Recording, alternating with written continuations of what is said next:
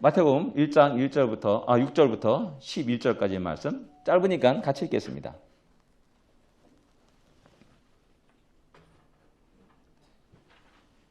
마태복음 1장 6절부터 11절까지 말씀입니다.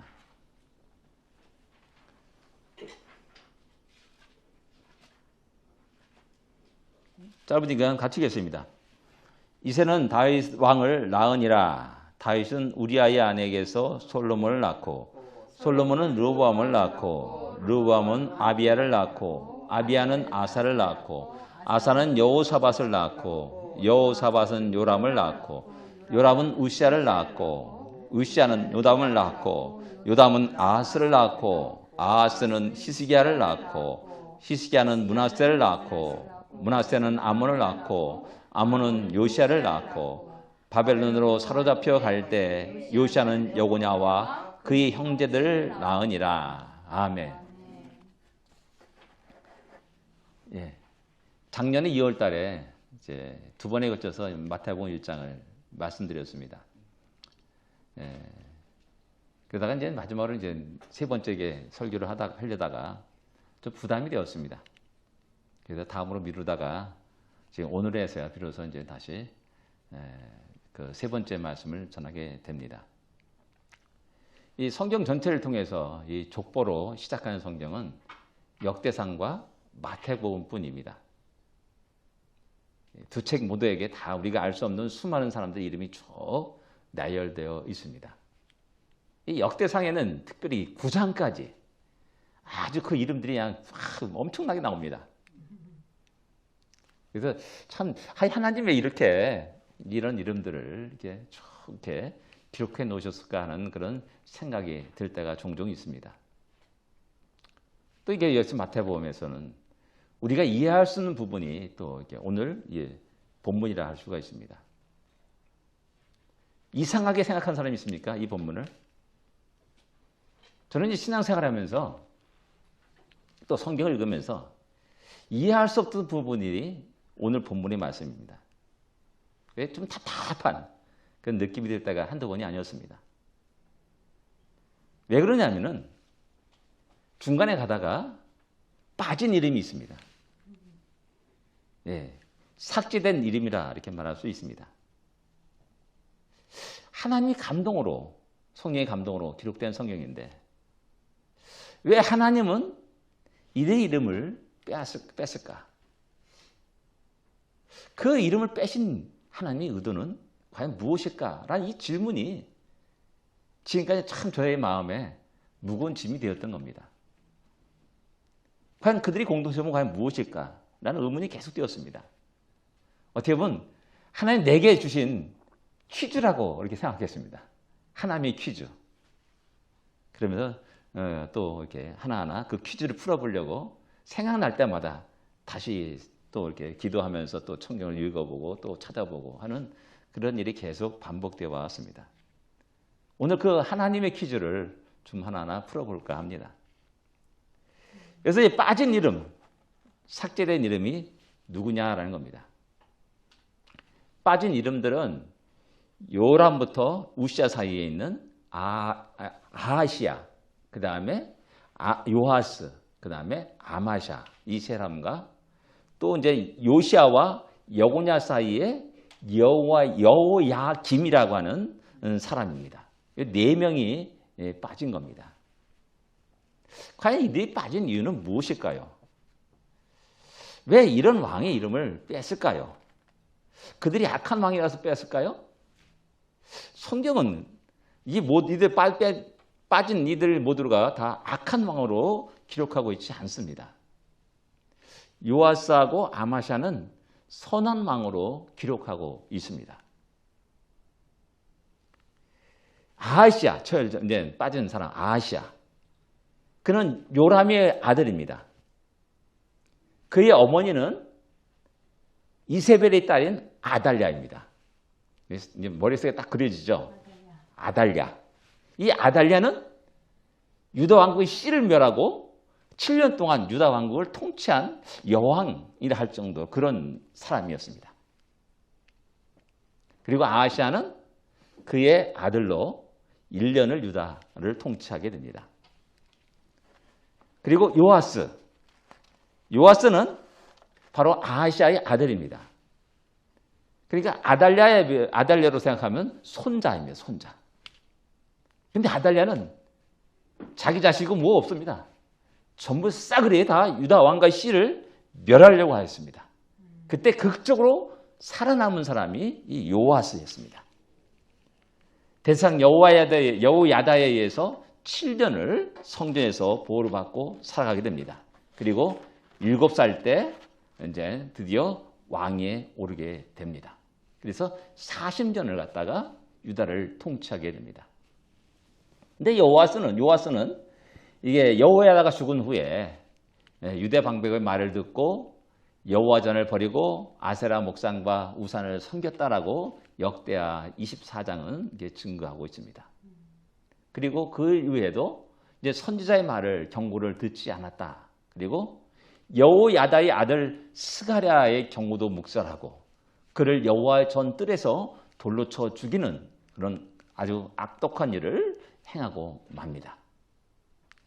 이 사건을 우리 주님은 마태복음 23장 35절에 의인 아벨의 피로부터 성전 제단의 사이에서 너희가 죽인 바갈의 아들 사갈의 피까지 땅에 흘린 의로운 피가 다 너희에게 돌아가리라 라고 이렇게 말씀하는 장면이 나옵니다. 그럼에도 요아스는 대체로 선한 왕으로 이렇게 우리가 알고 있고 또 열왕기에서는 그 선한 왕으로 기록하고 있습니다.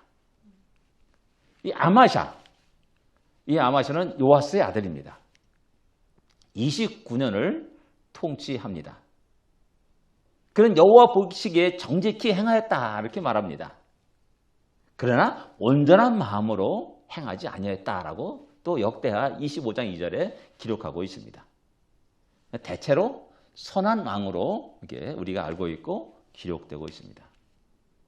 그런데 이런 사람들이 그 계보에서 이름이 삭제된 겁니다.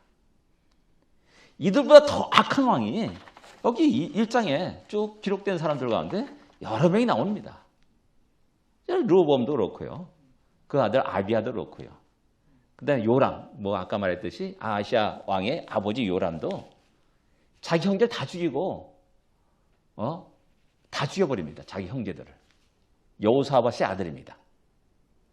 형제를 다 죽여. 그래가지고 결국 요람도 그 아들도 다 죽고 막내 아들 아하시 하나만 남게 되는 겁니다. 그 다음에 여러분들 잘 아듯이 히스기야 왕의 아버지 아하스 왕. 그 역시 마찬가지로 믿음이 없는 왕이죠. 므낫세는 이름 말할 수 없습니다. 므낫세, 아몬 다 이들 모두가 다 믿음이 없는 왕으로 성경은 기록하고 있는 겁니다. 그런데 왜 요아스와 아마샤를 뺐을까? 그 이름을 삭제했을까? 라는 그런 의문이 들게 되는 겁니다. 어떤 사람들은 아달랴와의 관계된 사람들이기 때문에 이들을 이름을 빼앗을 것이라고 이렇게 이야기합니다. 실질적으로 출애굽기 34장 7절에는 인자를 천대까지 베풀며 악과 과실과 죄를 용서하리라. 그러나 벌을 면제하지 아니하고 아버지의 악행을 자손 3, 4대까지 보응하리라 라고 이렇게 증거하고 있습니다. 말씀하고 있죠. 이 말씀 때문에 아달랴의 그 악행 때문에 3대 아하시아, 요아스, 그다음에 아마샤 그 3명의 이름이 빠졌을 거다라고 이렇게 이야기하고 있는 겁니다. 그렇다면 므낫세는 유다 그 왕가에서 가장 오래 통치한 왕입니다. 55년을 통치합니다. 그 통치하면서 악을 행했다라고 이렇게 성경에 이야기합니다. 근데 그 이름은 빼지 않았어요.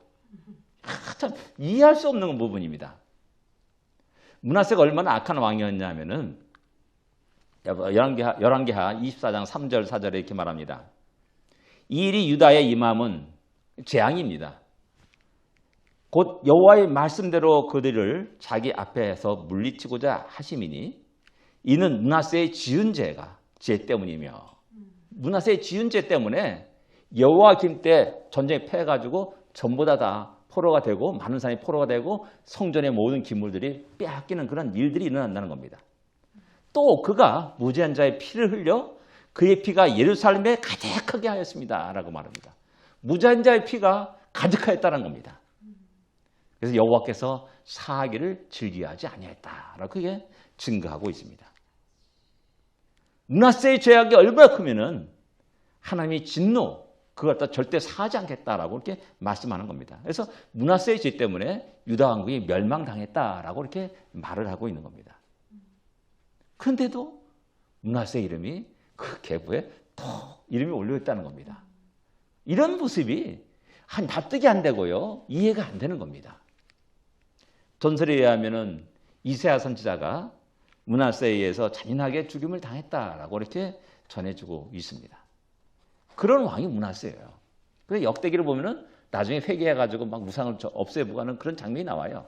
근데 그가 55년을 통치하면서 행했던 그 악한 모습이 결국 유다 왕가를 무너지게 하고 멸망당하는 그런 하나님의 무슨 진노와 심판을 받았다는 겁니다.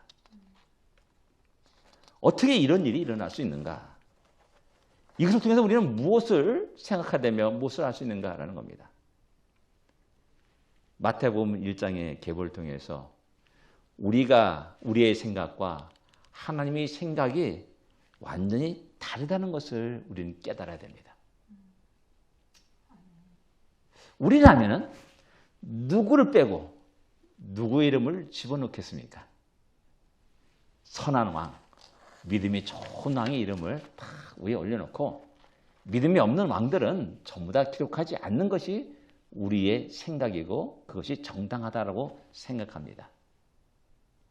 야, 므낫세 같은 사람을 어떻게 집어넣을 수 있느냐? 빼버려. 아하스 왕을 어떻게 집어넣을 수 있느냐? 빼버려.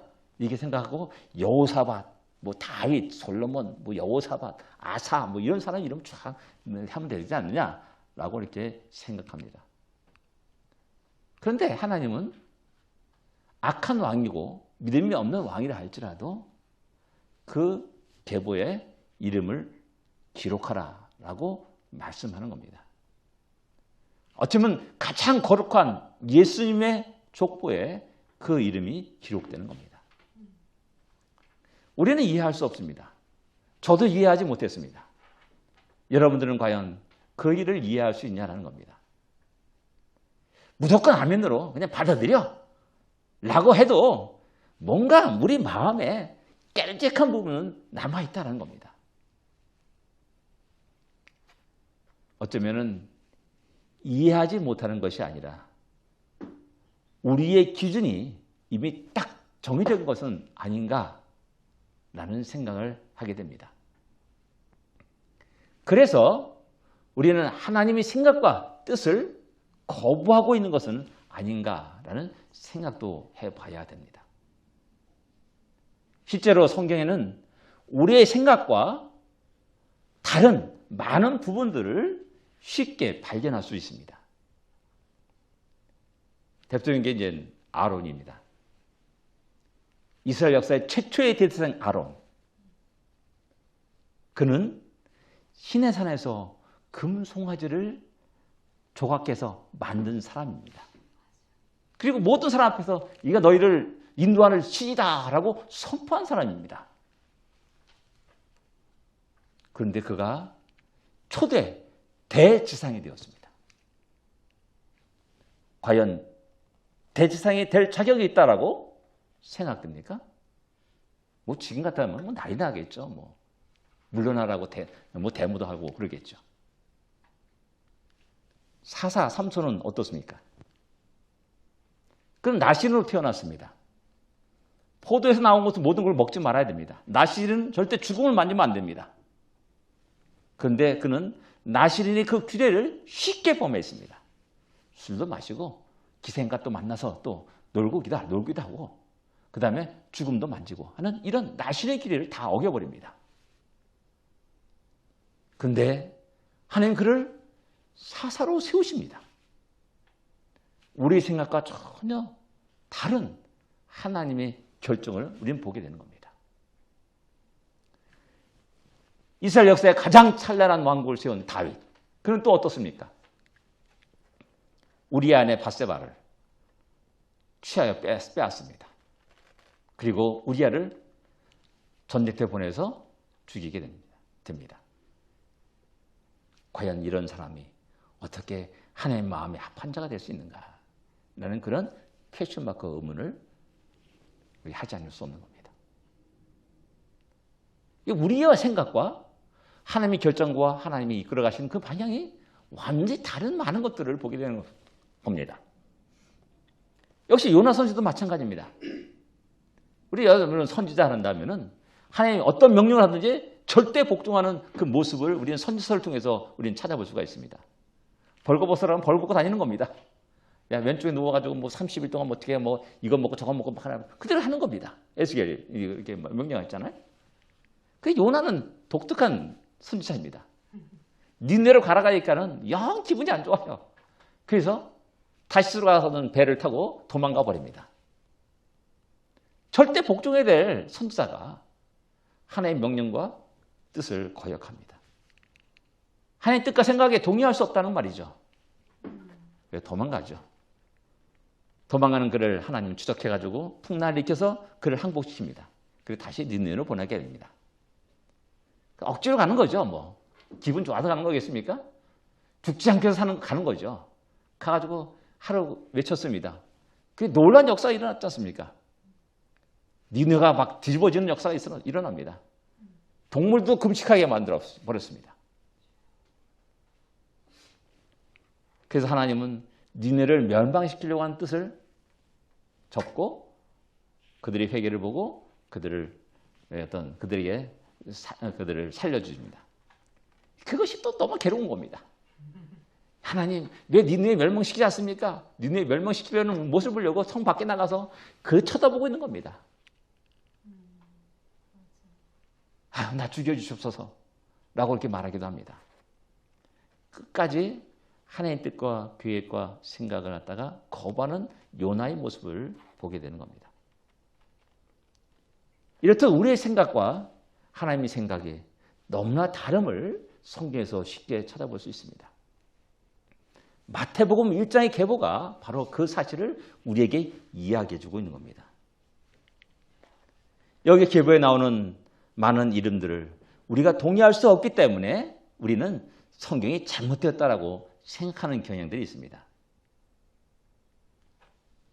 더 나가서 하나님은 공의롭지 못하다라고 생각합니다. 그래서 공의의 하나님을 부정합니다. 공의의 하나님을 부정하기 때문에 하나님의 심판도 부정하고 거부합니다. 우리는 은연중에 이런 식의 신앙생활의 모습을 발견할 수가 있는 겁니다. 어떤 것은 인정합니다. 그죠? 어떤 것은 인정하지 않습니다. 그 기준이 뭡니까? 우리에게 좋은 것이라면, 우리에게 유익한 거라면 인정합니다. 그러나 우리에게 불리한 것이란다면 인정하지 않습니다. 하나님의 말씀의 기준이 두는 것이 아니라 나에게 기준을 두고 모든 것을 판단합니다. 그래서 어떤 것은 받아들여요. 어떤 것은 거부합니다. 그래서 성경 1장도 마태복음 1장도 이 사람 내가 도저히 받아들일 수 없다라고 거부를 합니다. 하나님의 뜻과 계획을 갖다가 인정하지 않는, 생각을 인정하지 않는 그런 모습을 보여주고 있다는 겁니다. 그러다 보니까는 하나님께 대한 불평과 원망이 그 상황에 따라서 쉽게 일어나게 됩니다. 마치 이스라엘 백성들이 광야 행군하다가 먹을 것이 없을 때, 물이 없을 때 불평과 원망했듯이 그냥 상황에 따라서 막 우리를 죽이려고 나오게 했느냐라고 이렇게 불평과 원망을 쏟아내는 겁니다. 이런 속에서 우리가 하나님의 깊고 오묘하신 뜻과 계획을 이해하지 못하는 우리 자신의 모습을 볼 수 있어야 되는 겁니다. 우리가 이렇게 하나님의 뜻과 계획에 무지한 자라는 사실을 깨달아야 되는 겁니다. 하나님께 원이 있는 게 아니라 나에게 원이 있다는 사실을 인정할 수 있어야 된다는 겁니다. 나의 지혜가 부족하다는 사실을 인정해야 되는 겁니다. 우리 자신의 한계 상황을 인정할 수 있어야 되는 겁니다. 우리 생각과 하나님의 생각은 너무나 다르다는 겁니다. 이사야서 55장 8절 9절에 그 사실을 너무나 정확하게 우리에게 말씀합니다. 이는 내 생각이 너희 생각과 다르며 내 길이 너희의 길과 다름이니라. 여호와의 말씀입니다. 이는 하늘이 땅보다 높은 같이 내 길은 너희보다 높으며 내 생각은 너희 생각보다 높으니라 라고 이렇게 말씀합니다. 우리의 생각과 하나님의 생각은 비교할 수 없는 겁니다. 그 깊고 오묘하신 그 하나님의 뜻과 계획을 우리가 다 어떻게 헤아려 알 수가 있겠습니까?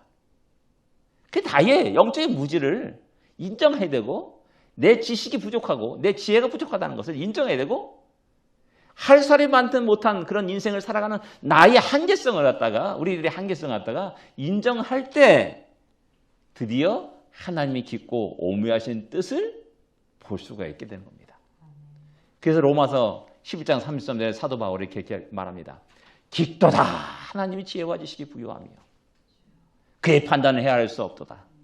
그의 길은 찾지 못할 것이로다. 이렇게 이야기하고 말합니다. 깊도다 하나님이 지혜와 지식이 부유하며. 내 자신을 보니까는 하나님이 얼마나 크고 놀라운 분인지를 알게 됩니다. 그분의 계획이 얼마나 크고 놀라운지를 깨닫게 됩니다. 드디어 마태복음 1장에 나는 이해할 수 없지만은 하나님의 깊고 오묘하신 뜻이 그 가운데 있다는 사실을 인정하게 되는 것이죠. 우리의 일상생활 속에서 우리는 하나님의 지혜를 인정하는 겸손이 필요합니다. 하나님의 말씀에 귀를 기울이는 그런 겸손이 필요합니다. 하나님의 인도하심에 따라서 순종하는 그런 우리의 삶이 필요합니다. 하나님이 높고 높은 지혜와 지식과 그 능력을 인정하는 참된 지혜, 이게 참된 지혜입니다. 이 참된 지혜가 우리에게 필요한 겁니다.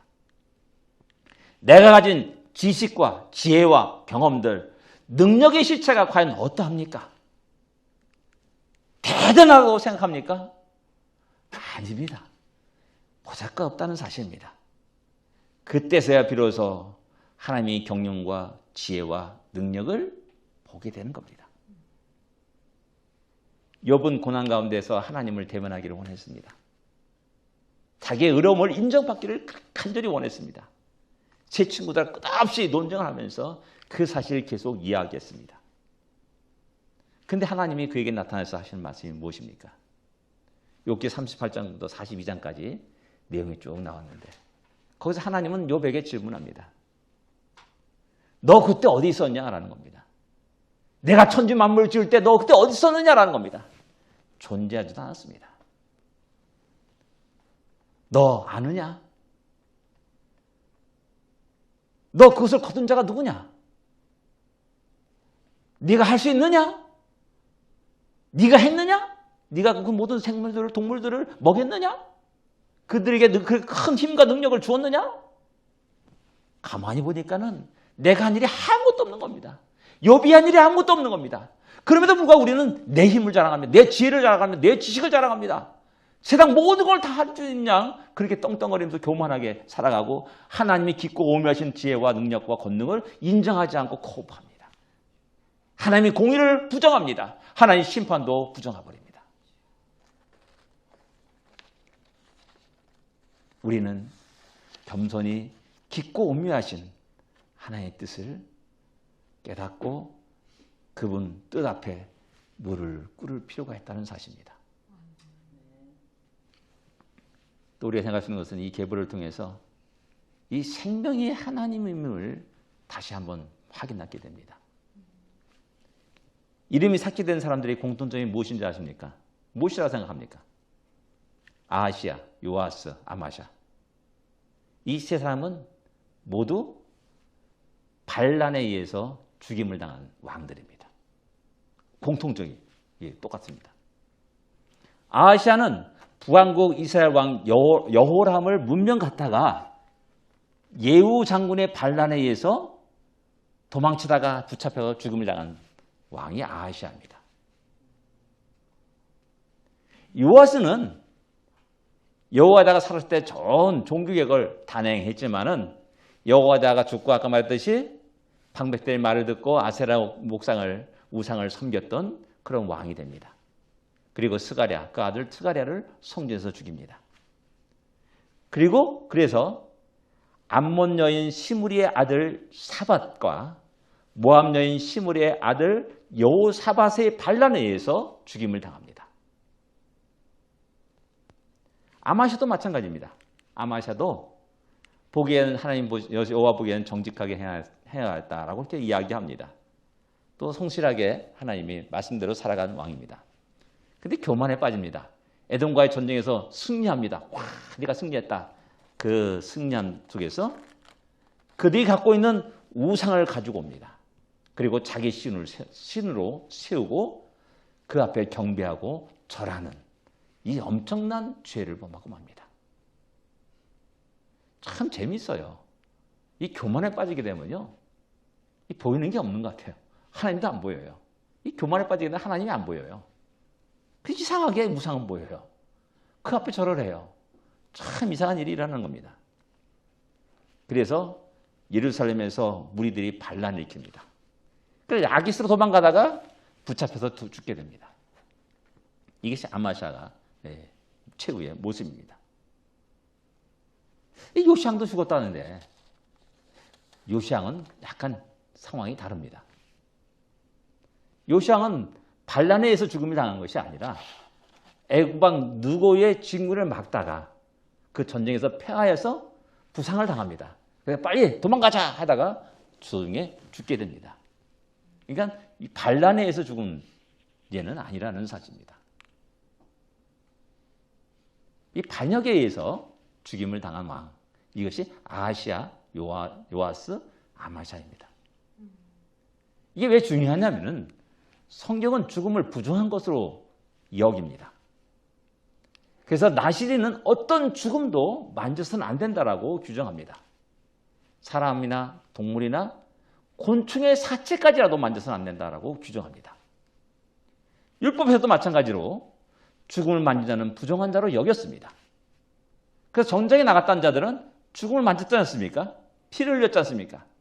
그래서 금방 이스라엘 진으로 들어오는 것이 아니라 그들이 정결케 하는 예식과 또 시간이 필요했다는 사실입니다.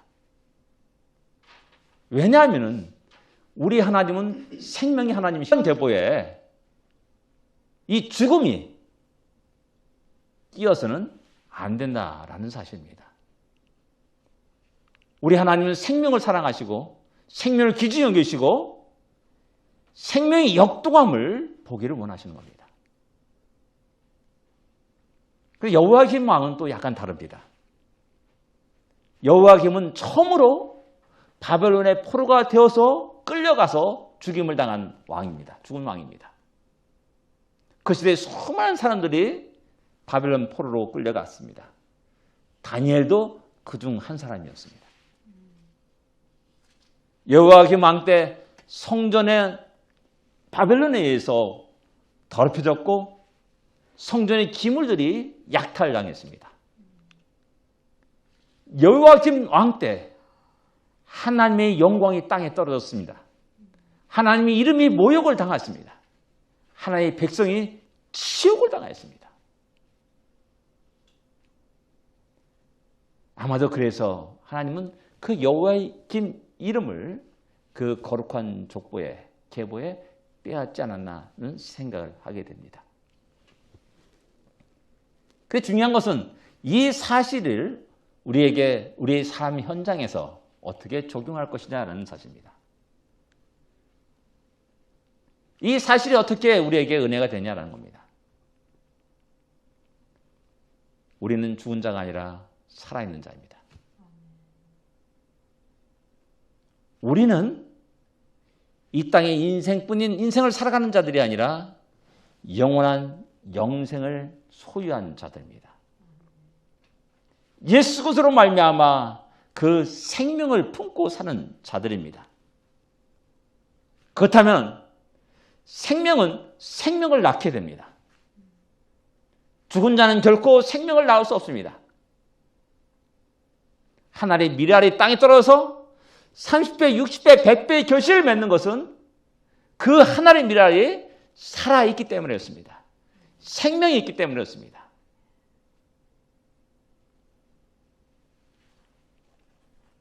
너무나 고귀한 예수 그리스도의 피가 우리 안에 있습니다. 그 생명의 거룩한 계보가 우리를 통해서 계속 이어져야 됩니다. 그리고 쇠약해서는 안 됩니다. 확산돼야 됩니다. 확산돼야 됩니다. 하나님이 태초에 천지를 만드시고 인간을 만드시고 말했을 때 뭡니까? 생육하고 번성하라는 말이었습니다. 이렇게 저렇게 아무렇게나 그냥 생육하고 번성하라는 말이 아니라 하나님의 영광을 찬양하는 진정한 생명 있는 자로서 이 땅을 점령하고 다스리고 정복해 나갈 것을 우리에게 명령하셨다는 사실입니다.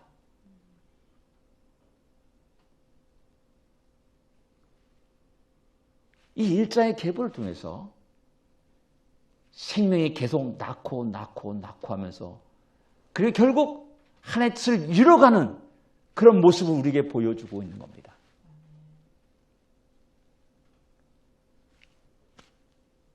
우리 부모님들은 하나님의 거룩한 사역을 감당하는 자들입니다.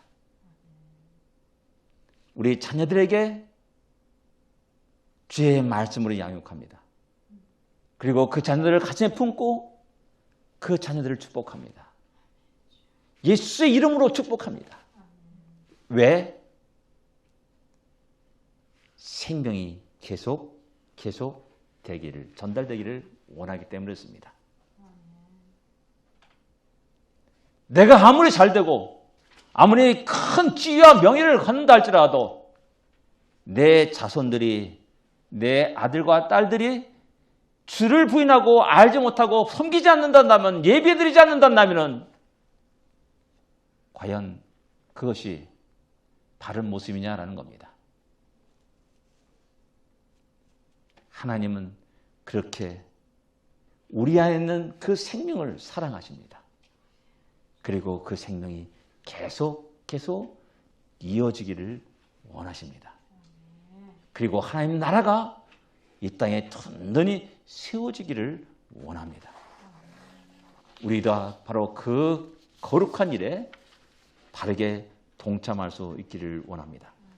기도하겠습니다.